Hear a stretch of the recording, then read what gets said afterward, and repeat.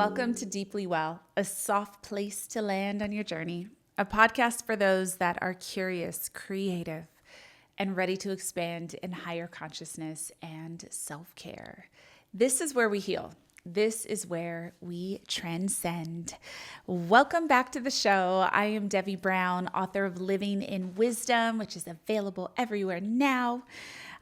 If you are on YouTube, then you can see I'm wearing my favorite Surprise Me God t-shirt. That is totally a theme for my life right now. Also did not change since the last episode.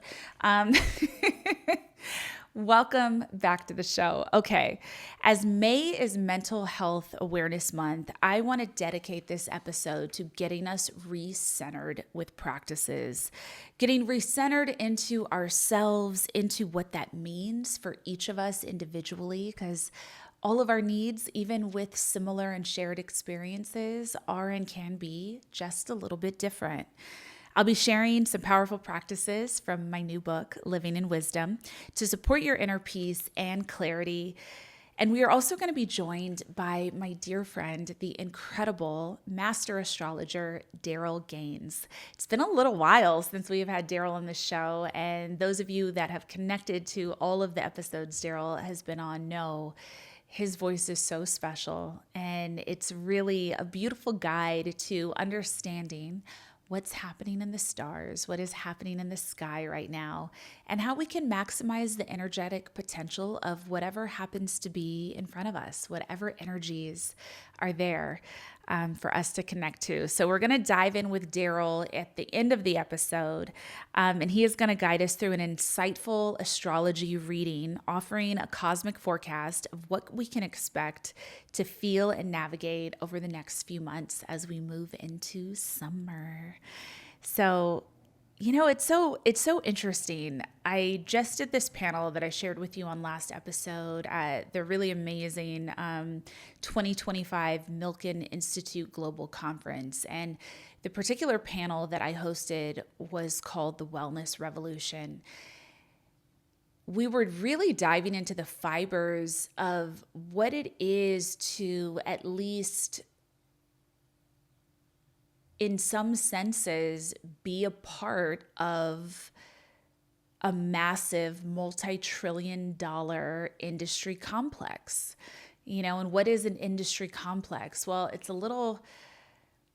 it's really speaking to the deeper layer of the ways various industries affect our lives. And the thing about wellness is this particular massively profitable industry affects almost every holistic facet of our lives. Wellness as an industry affects us mentally, emotionally, spiritually, physically, most especially financially as well. And so, I think it's so interesting to be a part of this world as a healer, as someone in well-being, as a teacher, and then to also be a part of the bigger umbrella of something that is just, overflowing with over consumerism, overflowing with capitalistic, philosophy and action. And it's just interesting. It's the constant nature of duality and paradox, right? And so something I've been kind of studying about wellness and mental health as an industry, since they both have truly become that in every sense of the word, is how many things fit under that multi-trillion-dollar umbrella that don't necessarily go together, right? Like your mental health and potentially services for mental illness and, like makeup, right? Or and self-care products or luxury products aimed at self-care and, biohacking and advancements in medicine, advancements in physical health. And, it's like whenever there is an industry of any kind, and I've been saying this from day one on this show and definitely to anybody that'll listen in my life, we always have to be aware of the multi-tiers of experiences that can exist in any industry or in any experience. And so by that, I mean, even within this industry, that the word is centered around being well, which we'd equate as good, you're also going to find your great people in this space. You're going to find your exceptional people in this space. And you're also going to find flat out bad, unhealthy. You're going to find scammers, right? Like any industry has it all. Any family has it all. Anything has it all. It's just the tiers of experience. And so I think about that a lot when it comes to wellness, because this is an area that it's just so exciting that this world is expanding.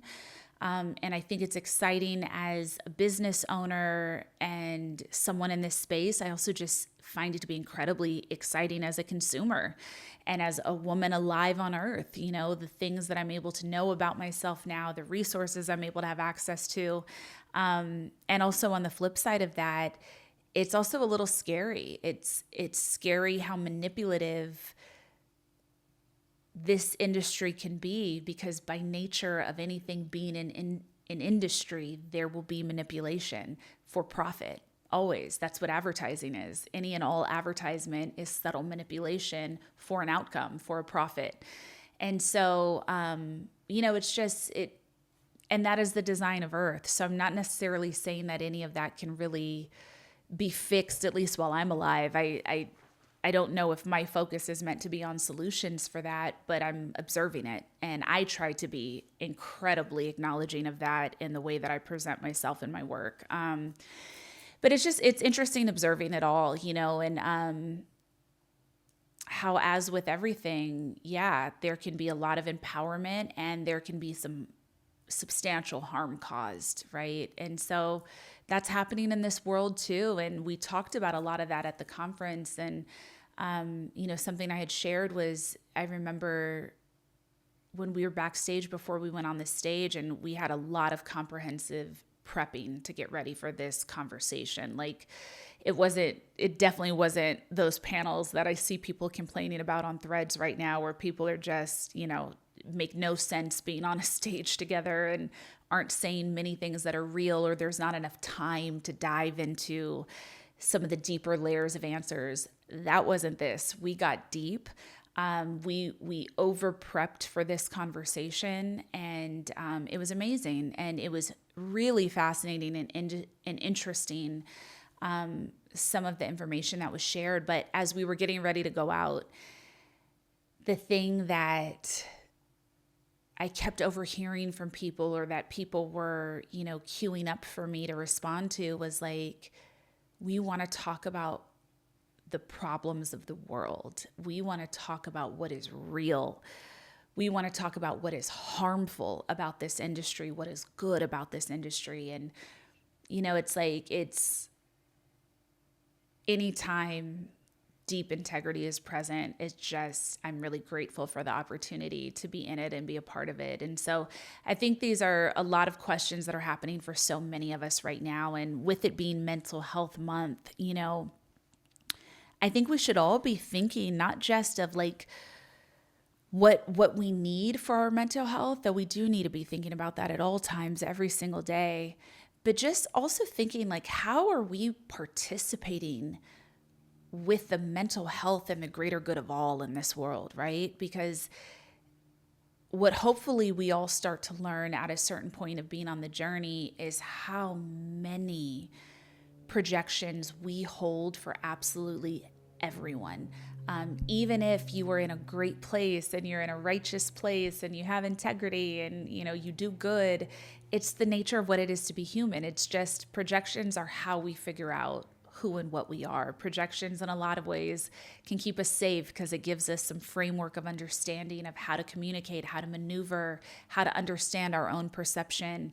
But it can also be wrapped in so much delusion, and you can get so lost and truly like lose your life and your purpose to other people's projections, and lose relationships and lose so much from other people's projections and your projections of them. And so, a way that I intend to move in Mental Health Awareness Month this year is really sinking more deeply into giving thought around what are some ways that we can all connect and kind of commit to ourselves to be recognizing where other people are at in their mental health. A conversation that doesn't happen enough in the nuance, at least in what I've seen. I hate when people say things like something nobody ever talks about, because I'm like, what are you talking about? Everybody always talks about that. Like, you might be new to this moment of your understanding, but like, people are always talking about everything. You got to find the people. But something that I would love to see mental health professionals dive into more in a way to help us learn and grow and understand are the massive differences between conversations about mental illness and mental health. I think it's important to know that, of course, all of us should be focused on mental health and assuredly have some of our struggles and challenges with it individually and are always looking to harmonize that aspect of our life. And there are a lot of people walking around in pain who suffer from real mental illness.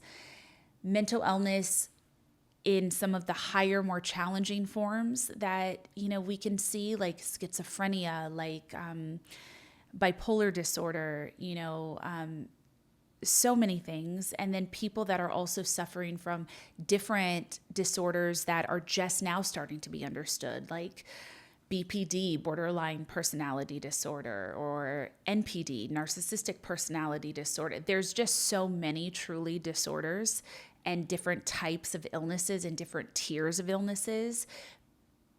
But we owe it to the planet to spend a little bit of time better understanding what those illnesses are and how hard it is for the people who are living with them. I think a lot within the mental health conversations, we can very easily start to villainize people that create hardship for us or challenges for us. And I say this especially if it's not happening in an abusive way. Your safety is the number one concern. Always, period, prioritize it. But there's a lot of people in our lives that cause us challenge that have either diagnosed or undiagnosed illnesses, and we have to find ways to better understand what that experience is like. Having had the chance, especially in the last couple of years, to become closer with people who have real conditions that change what's possible for their lives. And also just having studied and working with people that live with certain disorders and possibly take medication, the journey is just so hard. Like, it's so much harder and lonelier than I think most of us could ever imagine when you are battling with a mental illness. And it is easy for us, because it affects us, to just kind of talk about the way that it impacts our lives if you're not living with mental illness, and some of the hardship of that, which is very real. But we have to understand our brains better. And I think it's important to know, for our well-being and the well-being of others, even if it's just through observation and seeing things as they play out in life, it's important that we know what it's like for people who live with that, because it's not as simple as saying, stop it. It's not as simple as telling someone, change that behavior. It's an entirely different journey. If you do not have a mental illness and you are seeking healing from some real things in life, that's hard. And it's a completely different experience to change your life if you are not mentally ill versus being able to change your life if you do live with mental illness. They are just two different experiences. And there is a really famous multi-billionaire popular person in our mainstream culture who in the past has spoken about having bipolar disorder and potentially some other disorders as well, who does a lot of honestly horrible and outlandish things publicly, says awful things about cultures, about people, says incredibly irresponsible things, and has just been, I think, very off-putting for so many people in the world for a very long time now. And it's been hard to watch because this is also a beloved figure. I don't want to make this clickbait. So I don't want like clips of what I'm saying to be pulled and to be tagged and to say the person's name. I don't think that's necessary. And this can be applied to, I'm sure, a few different public figures, but some of you may have a sense of who I'm speaking to. But the point of what I'm saying is, we have a lot of conversation about this person possibly being ill and some of the what feels like absolutely awful and outlandish things that they say and do. And then what I also find people saying is like expecting them to take responsibility for these actions, saying things like, nah, they're just doing that on purpose. That's just them. They're just being themselves. They always do this. They need to stop. They need to this. And I think my thought process around that is, if they are in fact actually suffering from mental illness, they can't. They can't. And so where do we take the conversation? How do we move the conversation forward from people that can be causing harm, but it is not possible necessarily for their behavior to change, but most especially not in a way that would change for our comfort, right? Like they're not going back to who we want them to be, who we've projected on them to be. So where do we go from there? And I don't necessarily know that I have the answers, but it's something I'm thinking about a lot. And it's something I hope eventually to draw some proactive and helpful conclusions around. But in Mental Health Awareness Month, I think my intention is really to continue to develop true compassion and more understanding, and just more education and thought in general around what it is to not be able to have full agency over your own brain and your emotions, and how heartbreaking that must feel for the people that receive certain diagnoses, and the way that you are isolated or rejected from the people in your life or the things that you can't necessarily control. It's a nuanced conversation. Obviously, there's a lot of duality to it because a lot of us have also been harmed by people in very real ways, who have certain illnesses and disorders. So it's just something I'm thinking about, and it's something that I really want to expand more in conversation. Just conversations I've been having with people who have family, had intense family dysfunction or had a lot of adverse experiences in childhood and in their families. There weren't really diagnoses back then, and there definitely wasn't a lot of help. There wasn't help back then, right? Like if you had a parent that maybe was schizophrenic, or you had a parent that, had NPD or BPD or bipolar or a host of things. If you had, if your caregiver suffered in that way, that impacted your life often irreparably, and the pain and the grief of that. And so there's just a lot of things that are true at once happening. And that's just the area that I think is the next place we should be thinking of, those that are committed to their own self-work and those that are committed to some of the greater work in the world. Oh, man, a lot of experiences here on earth. So speaking especially for this episode, for this month, I want to talk about chapter 4 in my book, Living in Wisdom, A Path to Embodying Your Authentic Self, Developing Self-Mastery, Embracing Grief. Chapter 4 is when I really begin to teach how to connect to a deep practice within oneself and within one's life. So if you already have the book, I highly recommend diving into that this month especially, and lean into the practices. And I hope you'll let this month be a month where you'll begin to slowly practice. So the practices that I feature in the book, I really centered around kind of 6 specific pillars that I think are really helpful for developing a creative spiritual practice to support your life, your purpose, your mental health in a way that still feels flexible enough for you to add your own intention and flavor and guidance to it. So the 6 pillars of practice in my book, and we kick this off right in about chapter 4, but chapter 5 is actually called the pillars of practice, where I break each practice down for you. And some of the way that I break the practices down in the book is I give you a pretty comprehensive understanding of how to use the practice in your life, but I also give you a beautifully expanded understanding of why you may also reject the practice. And this is what I call barriers to your healing. So these are some of the sometimes sophisticated and other times just silly avoidant behaviors we have to taking care of ourselves and meeting our own needs. And so I really break down why meditation is hard at first and why it actually feels counterintuitive, because instead of feeling at peace, you might feel actually very triggered and reactive.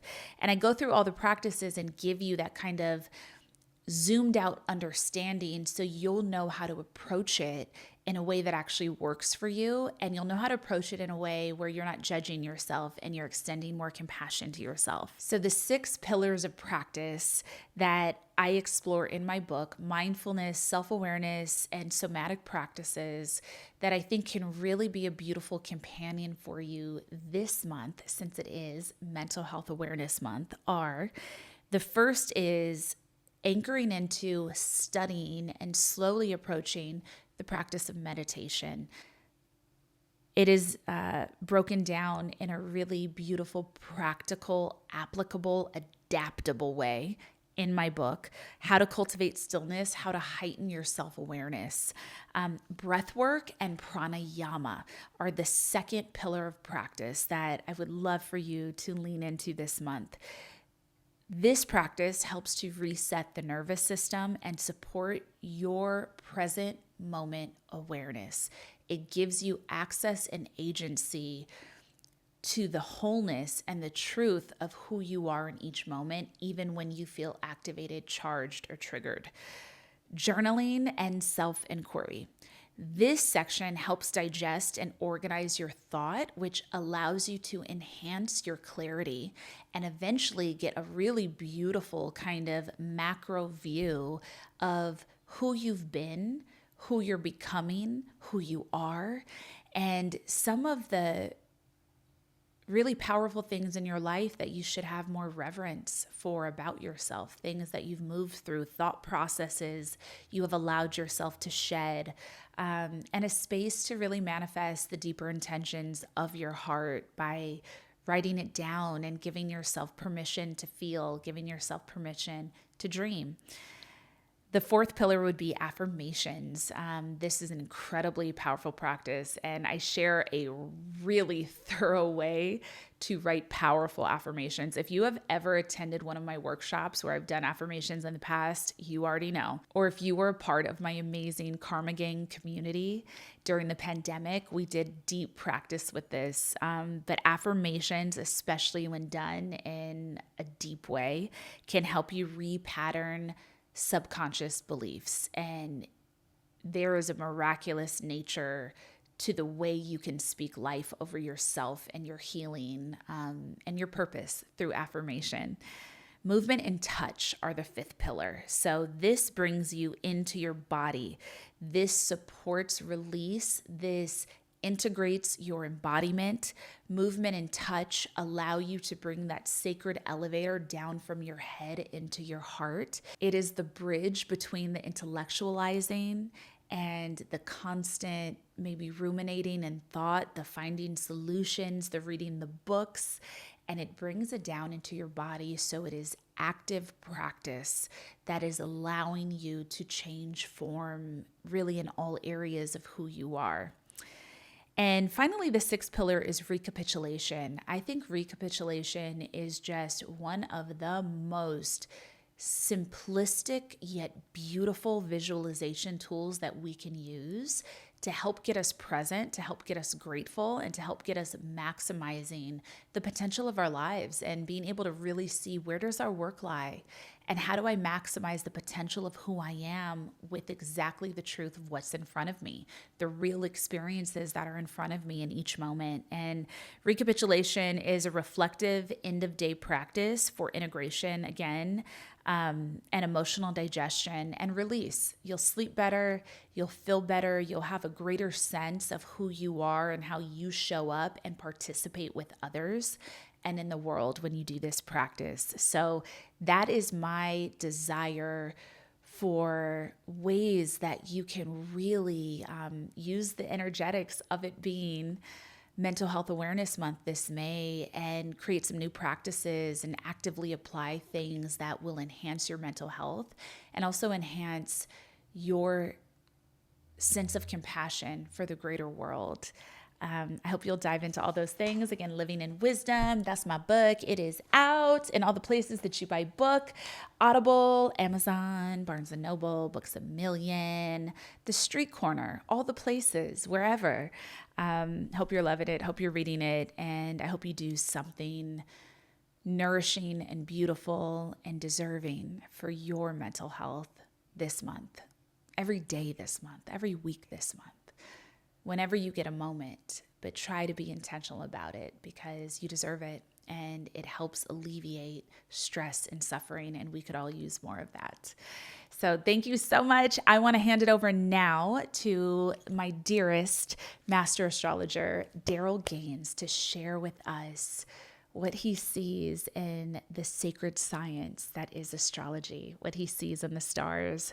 So get your journals out, maybe get comfy, maybe close your eyes and lean back and daydream a little and take it all in. Thank you so much for listening to Deeply Well. Please leave a review for the podcast and a review for the book if you get a moment. God bless. Namaste. Welcome, friends, to a brand new season at Guiding Planet. I'm Daryl Gaines, and I'm here to guide you through one of the most important collective shifts we've seen in years. The sun has just entered Gemini, the sign of curiosity, connection, and ideas. Gemini season invites us to ask questions, open our minds, and stay flexible. But beyond the usual flavor of the month, something deeper, something seismic is happening in the sky. We are entering a time of profound transformation, marked by three major planetary shifts. Saturn has entered Aries, Neptune has entered Aries, and Uranus will be moving soon into Gemini. When outer planets change signs, they don't just nudge us. They redefine the age that we're living in. They shift culture, consciousness, and the spiritual landscape for all of us, no matter what our sun sign is. These movements say one thing loud and clear: it's time to live your wisdom. Not just talk about it, not just hope for it, but to embody it. And that's what we're going to explore now. Let's begin with Saturn. Saturn in Aries, building a new identity. Saturn is the great teacher of the zodiac, the one who brings structure, discipline, and long-term growth. It's the energy that helps us mature through effort. Now in Aries, Saturn calls us to take bold, grounded action. Aries is the first sign of the zodiac. It's where we begin. But Saturn says, begin with integrity. Saturn in Aries asks us, what does it mean to show up for yourself like you're worth the work? This is a time to build courage, not from impulse, but from clarity. And each of the 12 signs will feel this energy in a unique way. Saturn in Aries for each sign. For Aries, it's about you. Self-mastery. Confidence built through effort. Become the leader of your own life. For Taurus, time to go inward. Heal subconscious patterns. Unlock hidden gifts through solitude and spiritual work. For Gemini, speak up in your community. Saturn supports building lasting connections and social roles with purpose. For Cancer, the spotlight is on career and purpose. Show up with authority and make choices that reflect your long-term goals. Leo, it's time to grow beyond your comfort zone. Travel, study, or teach. Saturn wants to deepen your wisdom. For Virgo, restructure shared resources. Trust, intimacy, and finances need clearer boundaries and intentional agreements. For Libra, time to strengthen partnerships, whether romantic or business. Saturn helps you commit or release what's unbalanced. For Scorpio, focus on health and habits. Structure brings strength. Build a daily rhythm that fuels your bigger dreams. For Sagittarius, your creativity matters. Saturn supports artistic growth, passion projects, and showing up for joy. For Capricorn, turn your focus to home and family.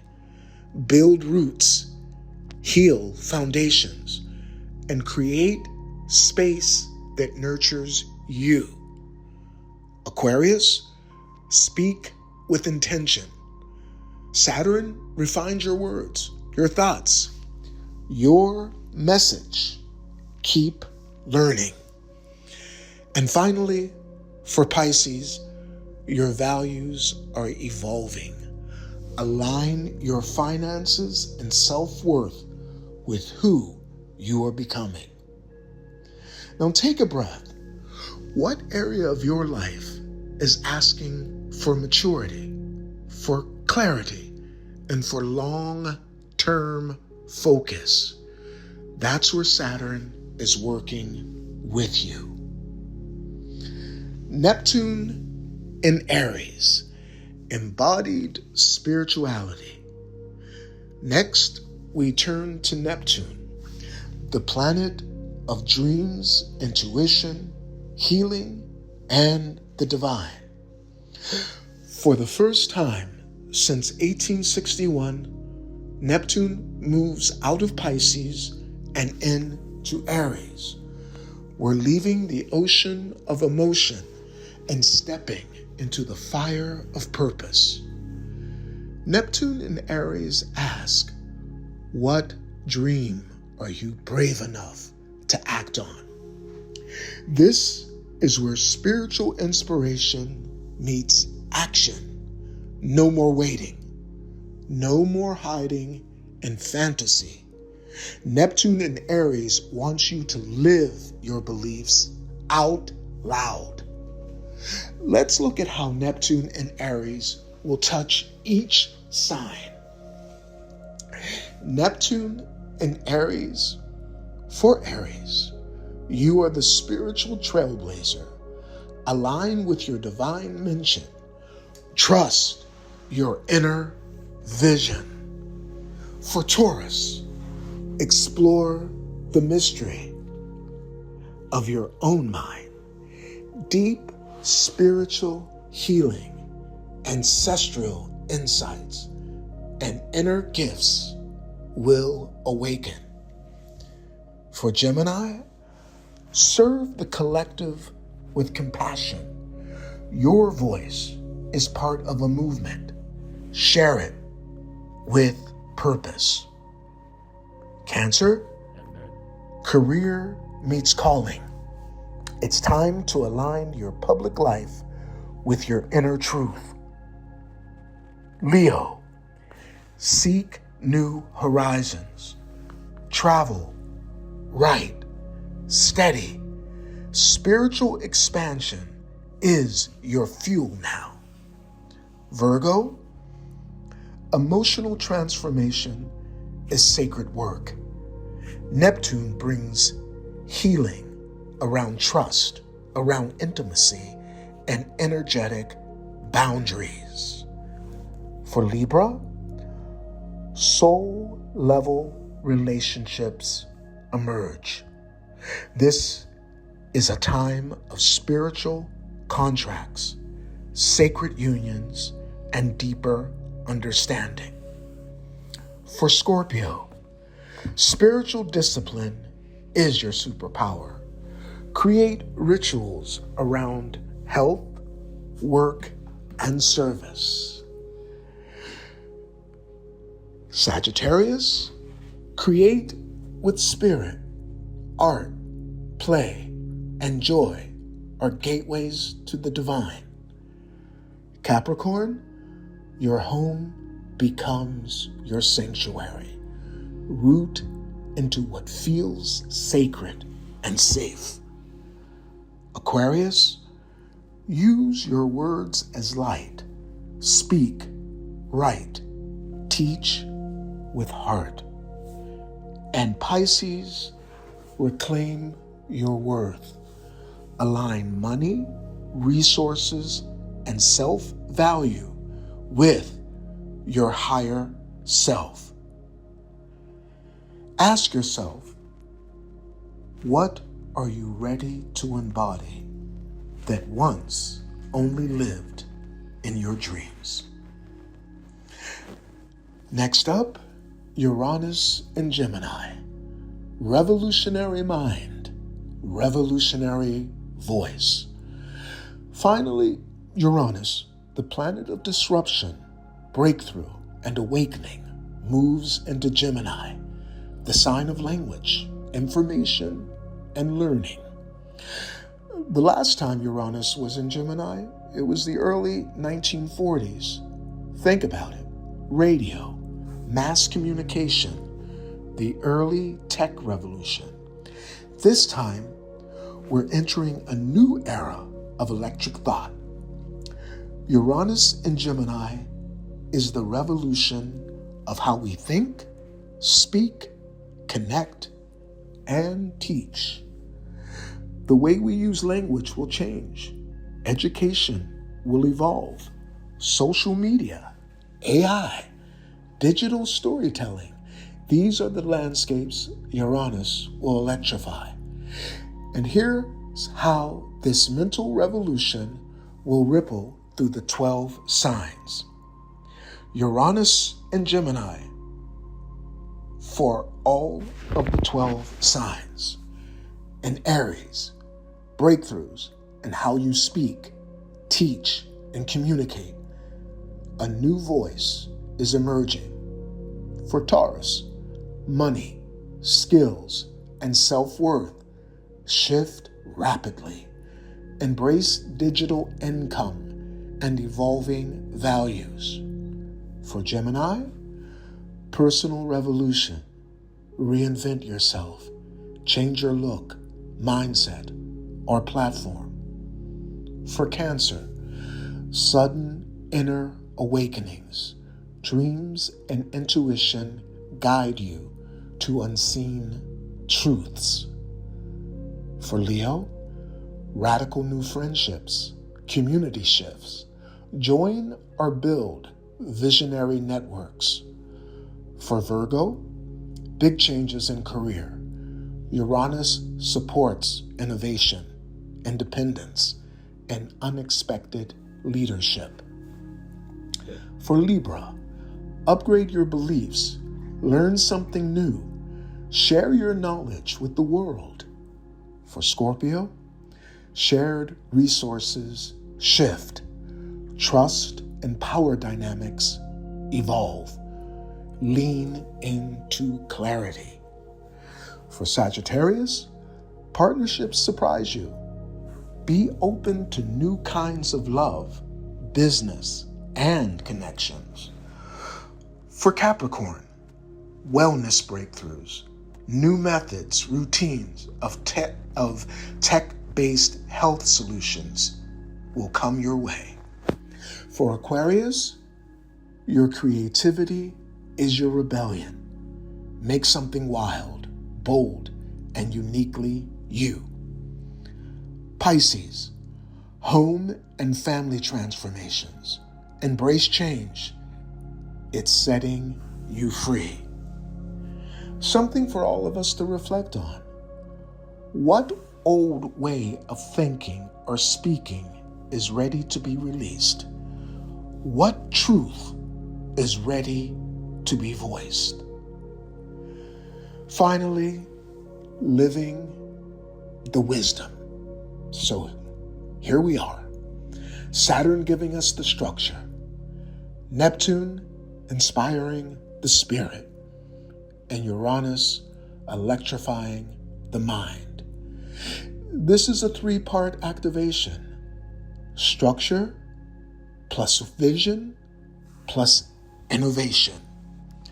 This cosmic shift is not just something to observe.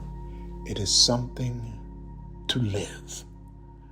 The lessons you've gathered over the last 12 years, they're ready to become your legacy. Finally, take a moment. Close your eyes. Ask yourself, what have I outgrown and what am I ready to build? Let your heart answer. Let your body respond. Let your future self begin now. I'm Daryl Gaines. I'm honored to guide you through this transition. Stay brave, stay open, and above all, live your wisdom.